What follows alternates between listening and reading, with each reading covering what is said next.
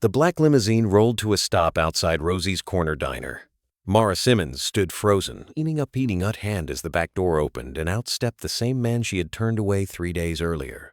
Except now, he wasn't wearing a torn gray coat. He was wearing a $2,000 suit, and the entire street had gone silent. If you believe kindness deserves a second chance, please like this video, comment, and subscribe to Grandpa's Story Chair. It means more than you know. Now, before we begin, tell me, where are you watching from tonight? Your country, and if you don't mind, your city too. I read every single comment, and I promise by the end of tonight's story, you'll understand exactly why that limo mattered. 3 weeks earlier, none of this seemed possible. Ethan Cole was 34 years old, and his name sat on the door of a company worth over $4 billion. Cole Dynamics owned buildings in 6 cities. His face had been on magazine covers, but none of that meant anything the night his fiancée, Vanessa, stood in his penthouse and said the words that broke something in him for good. "I never loved you, Ethan. I loved what you could give me." She left with the ring still on her finger. Ethan didn't chase her. He just stood by the window, 40 floors above Chicago, and asked himself one question. If I had nothing, would anyone still choose me? He decided to find out. 2 days later, Ethan Cole disappeared. No driver, no phone, no name. He traded his suit for a thrift store coat, let his beard grow rough, and started sleeping in a shelter on the city's south side. He told people his name was Danny. Just Danny. No last name, no story, no $1 billion behind him. That's how he ended up outside Rosie's Corner Diner one cold October morning, hoping for a free refill of coffee and maybe a seat by the heater. Mara Simmons was 29, and she'd worked the morning shift at Rosie's for 6 years. She had flour-dusted hands, tired eyes, and a laugh that came easy, even on the hardest days. She lived in a 1-bedroom apartment above a laundromat with her mother, Denise, who'd been battling a heart condition for almost 2 years. Every morning, Mara poured coffee for truck drivers, students, and the handful of regulars who came in just to sit somewhere warm. When she saw Danny standing outside, hands buried in his pockets, shivering, she didn't think twice. She waved him in, sat him at the corner booth, and brought him a bowl of soup she quietly paid for herself. "You don't have to pay me back," she told him. "Just don't tell my boss." Ethan Danny smiled for the first time in weeks. Danny came back the next morning, and the one after that. Mara started saving him the same booth, the one by the window where the morning sun hit warm. She'd slide him a plate of eggs before her shift even started, and they'd talk about nothing, really. The weather, the old jukebox that only played half its songs, her mother's medication schedule, which she recited from memory like a prayer. Danny listened more than he talked. He always had. But for the first time in years, he wasn't listening as a CEO waiting for his turn to speak. He was just a man in a diner, being seen for nothing but himself. By the second week, something had shifted. Mara found herself glancing at the door before her shift even started, hoping he'd already be there. Danny found himself walking 3 extra miles across the city, just so their conversations would last a little longer. But the closer they got, the harder Ethan's secret became to carry. One night, one of his old board members spotted him near the shelter, still in disguise, and nearly called the police, thinking he'd been kidnapped. Ethan barely talked his way out of it. His assistant, Priya, was the only person who knew the truth, and she'd started begging him almost daily to end the experiment. "You're playing with fire, Ethan," she warned him over a burner phone. "What happens when she finds out you lied to her face for a month?" Ethan didn't have an answer, because deep down, he wasn't sure he wanted the experiment to end.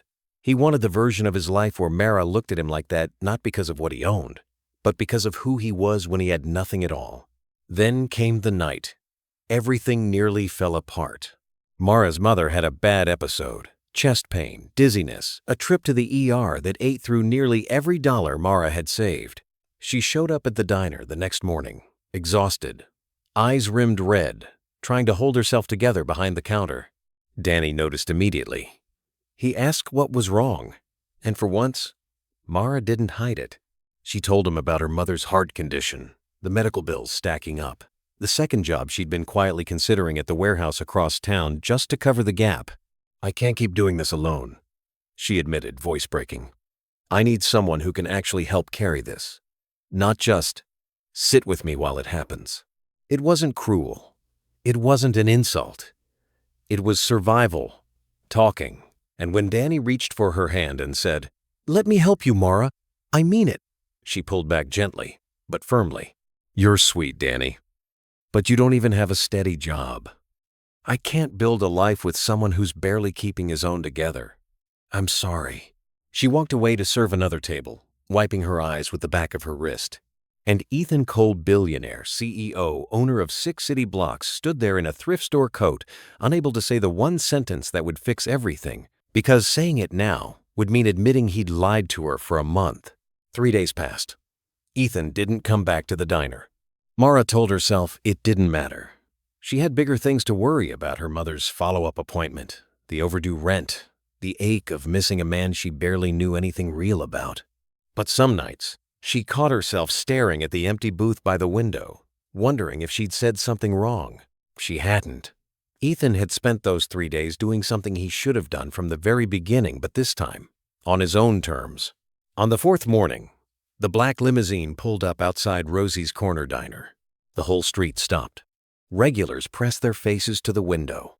A delivery driver nearly dropped his boxes, and Mara, mid-pour, coffee pot trembling slightly in her hand, watched the back door open.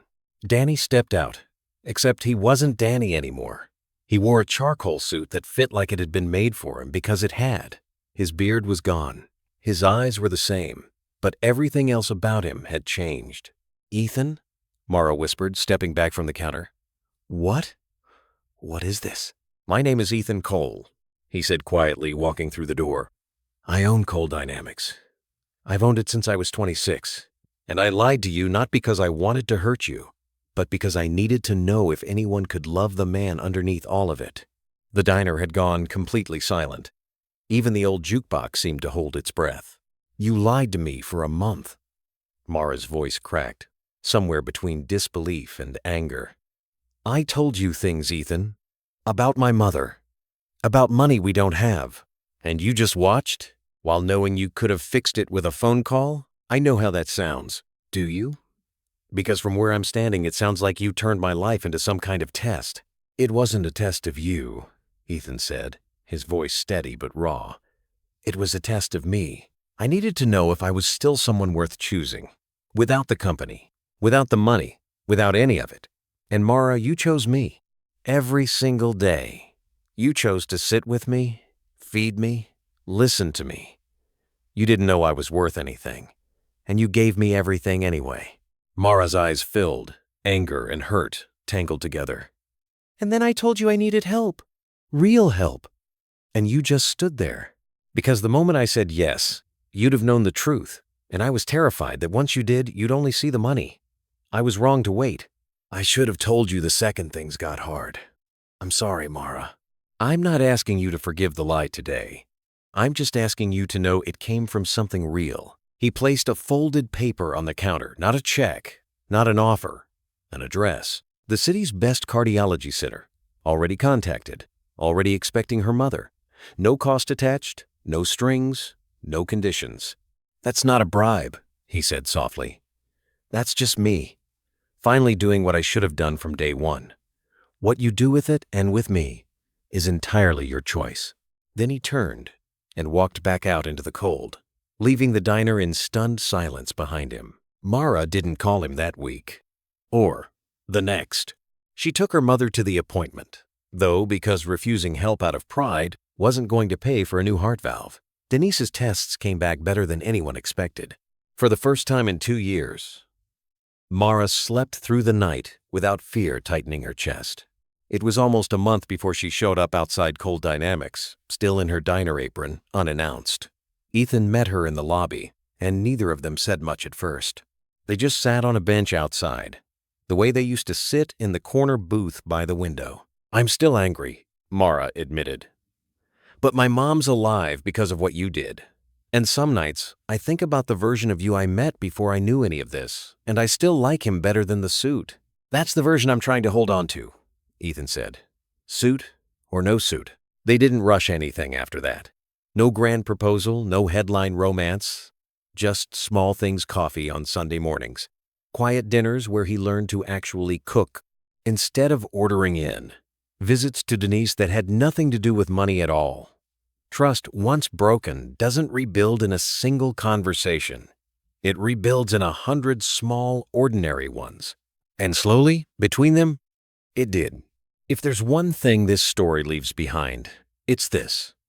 The people who are kindest to you when they believe you have nothing to offer, those are the ones worth holding on to for life. Wealth can disappear in a single bad year. But a heart that gives without expecting anything back? That's the rarest fortune of all. If this story touched your heart, please leave a like and share it with someone who still believes kindness matters.